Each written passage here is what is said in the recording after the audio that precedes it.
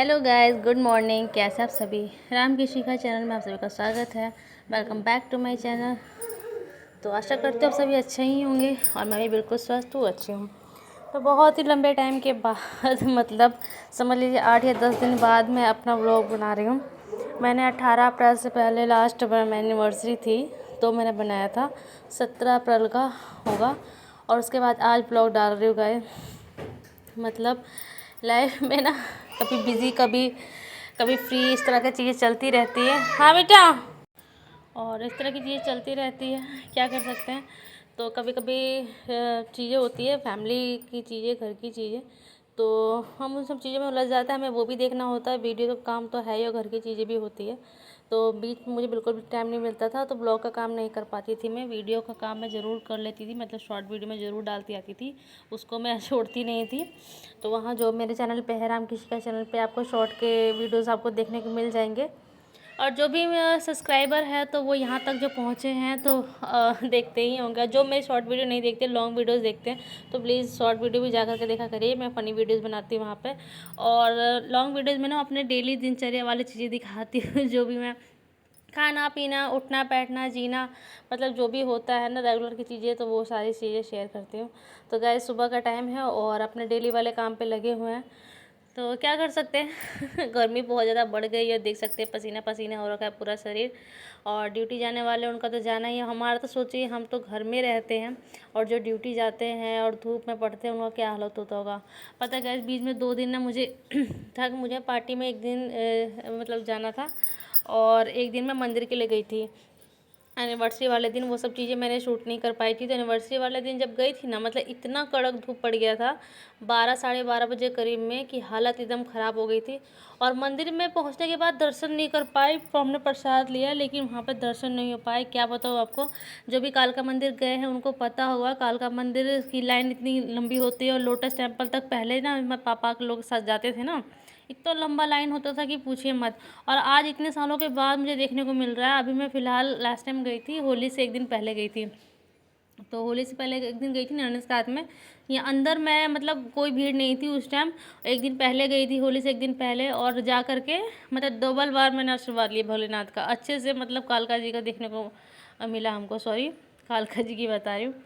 तो एक बार दर्शन कर लिए, बिल्कुल भीड़ नहीं थी। फिर दोबारा जाके अच्छे से जी भर के कालका माई को देख कर के आए थे। लेकिन एनिवर्सरी वाले दिन मैं, मेरे हस्बैंड और बाबू को लेकर के, राशि को लेकर के मैं गई थी, लेकिन दर्शन नहीं हो पाई। इतनी लंबी लाइन थी और कड़कती चिलचिलाती धूप हो रही थी कि वहाँ पे लाइन लगना तो दूर, मतलब पहुँचते के साथ में प्यास लगी। प्यास की इतना गला सूख रहा था कि पूछे मत।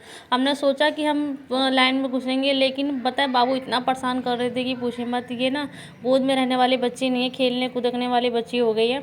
तो बच्चे के एक जगह खड़े हो सकते हैं, गोद में कितना देर रहेंगे चलने उछलने कूदने वाले बच्चे। तो इतना परेशान कर रही थी ना कि हमने लाइन में सोचा कि एक बार घुस जाए ना तो फिर बाहर निकलना मुश्किल हो जाएगा। और अभी करीबन में 2-2.5 घंटा लग जाए, क्योंकि ना गेट पे से ही अंदर तक जाने में इतना टाइम लग जाता है। तो उस प्लान को तो हमने कैंसिल किया, माता रानी से माफ़ी मांगी और वहीं से हाथ जोड़ के वापस चले आए। लेकिन वहाँ आने से पहले हम थोड़ी देर बैठे थे वहाँ कालका मंदिर मेट्रो स्टेशन के पास में पार्क है, हमने कुछ टाइम वहाँ बिताया और बैठे रहे और रील्स बनाई, वीडियो बनाई, टाइम स्पेंड किया और कुछ खाए पिए और फिर वापस में घर चले आए। फिर गाइस कुछ दिन बाद क्या हुआ कि इतनी लंबी वीडियो बन गई, सॉरी इसके लिए, कोई बात नहीं।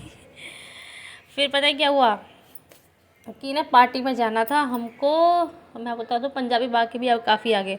तो करीबन 2-2.5 घंटा लग गया, और वो भी ना हम 3:30 बजे करीब में निकले थे, और उसके बावजूद ना 2.5 घंटा हमें पहुंचने में लग गया। और ट्रैफिक में भी पड़े तो 3 घंटा, पौने 3 घंटा लग गया था। वहाँ भी इतनी कड़कती चिलचिलाती धूप में पड़ गए। और पार्टी क्या बोलूँ, इतने तैयारी किया, सब कुछ किया, वहाँ पहुँचे और वहीं पे मेरे सर दर्द हो चालू हो गया।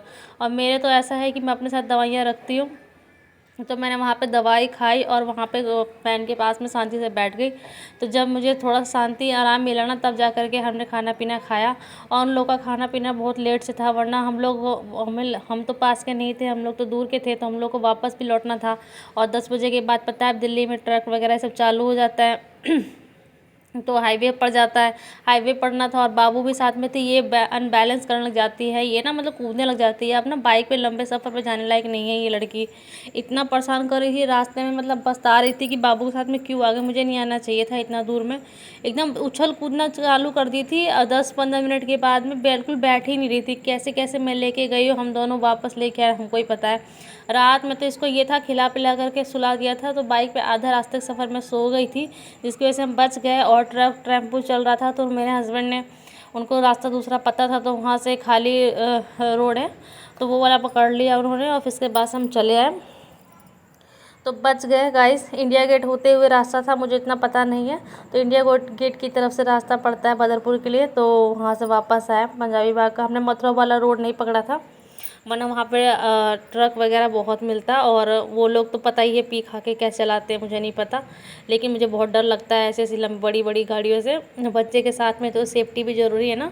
तो हम अलग रास्ते से चले आए, फिर सही टाइम से घर पहुँच गए। 12:30 बज गए थे, 10 बजे करेक्ट, 10 बजे निकली थी, तो 12:30 पहुँच गए थे। तो गाइस देख सकते हैं मैंने अपना डेली वाला काम किया, और मैं आपको ना क्लिप डाल दिया मैंने, जो मैं नहीं दिखा पाती। देख सकते हैं ये पार्टी के दिन का ही है जो मैं रेडी हो रही हूँ यहाँ पे। और ये हमारे ना ससुर जी के रिलेटिव लगेंगे, तो पापा को टाइम नहीं मिल पाया था जाने के लिए। तो ये जानते हैं, हस्बैंड जानते हैं, मैं उतना नहीं जानती, तो उन्होंने बोला साथ में चलने के लिए, पापा ने बोला था बाबू को लेके साथ में चलने के लिए। और मैं अपनी शादी के बाद ना काफ़ी मतलब पार्टी सार्टी में उतना अटेंड नहीं कर पाती हूँ। लगभग समझ लीजिए 7 या 8 साल तक ना कोई भी पार्टी टार्टी अटेंड नहीं की थी गाइस। लेकिन अब जाके कुछ 1-2 साल से ना मैं कुछ पार्टी और गले की 1-2 मैंने अटेंड किया है। पहले तो अभी तो समझिए अभी भी जाती हूँ तो मैं बहू जैसे ही मेरा रहता है, और गली के लोग होते हैं ना, अच्छा नहीं लगता, तो मैं उतना नहीं जाती हूँ। लेकिन अब धीरे धीरे जाके निकलना मैंने थोड़ा शुरू किया है, और अब 2-4 पार्टियाँ मैंने अटेंड की इतने सालों में। तो ये सॉरी पता नहीं ठसकी लगी इतनी जोर की, किसी ने याद किया है बड़ा तगड़ा वाला।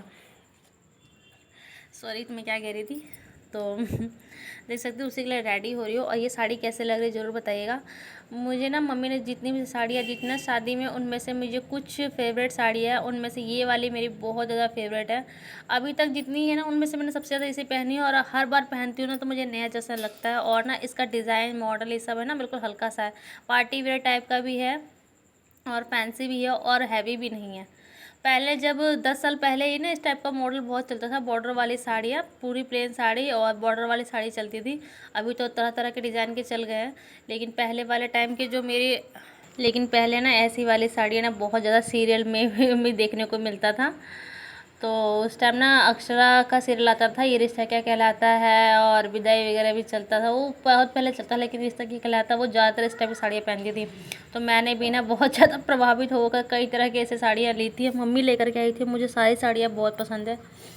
तो मैंने बचा बचा के रखी ना, आपकी कोई पसंदीदा चीज़ होती है तो उसे बचा के रखते, कभी ख़त्म ना हो, कभी आपकी नज़रों के सामने रहो, हमेशा इस्तेमाल कर सके, तो इसलिए मेरी फेवरेट साड़ी में से है। तो देख सकते हैं बाबू यहाँ उसको भी रेडी करना है, और इसका चाचा लेके आया ढेर सारी चीज़ें, और देख सकते हैं मस्ती में खा रही है।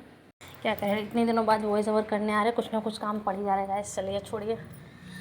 तो देख सकते हैं कैसी लग रही हूँ मैं, जरूर बताइएगा कमेंट में।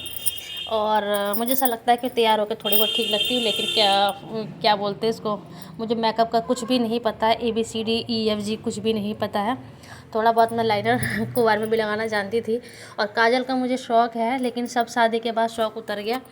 मतलब पहले तो मैं स्कूल टाइम में जब थी ना तो हमेशा काजल लगा कर रखती थी। इसके बाद में ना, और मेरी आँखें थोड़ी बड़ी भी है, और काजल लगाना और बड़ी बड़ी सी लगती है।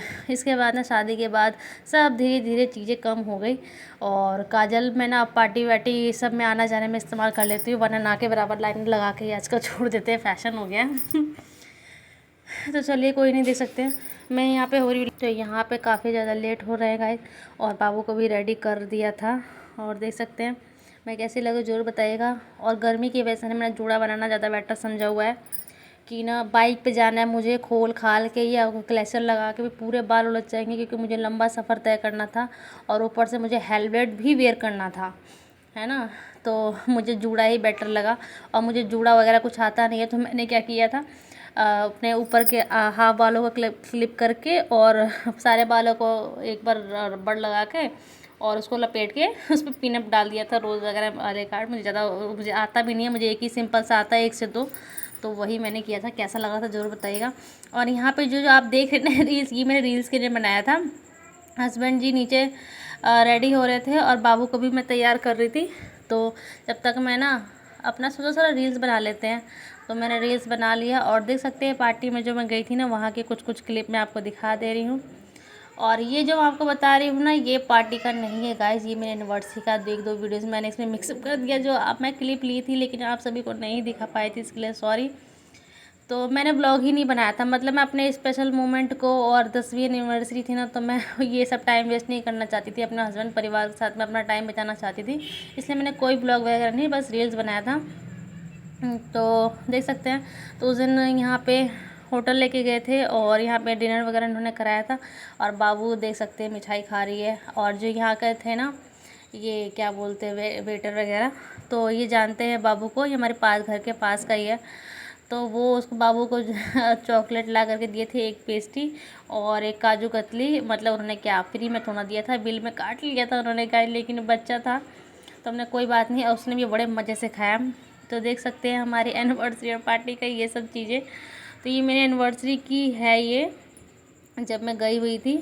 तो देख सकते हैं बाबू ने मेरा, मैं चश्मा लेके गई थी, लगाती नहीं हूँ, उन्होंने बोला था लगा लेने के लिए। तो क्या वो जैसे ही लगा, एक रील वीडियो बनाई, उसने पकड़ के ऐसा खींचा, उसको डंडा तोड़ दिया। मेरे पास 2-3 चश्मे थे, सबका कल्याण करी हुई है। इतने साल से मैं चीज़ें संभाल के संजोग कर रखा है, मेरी बेटी ने सबका कांड किया हुआ है।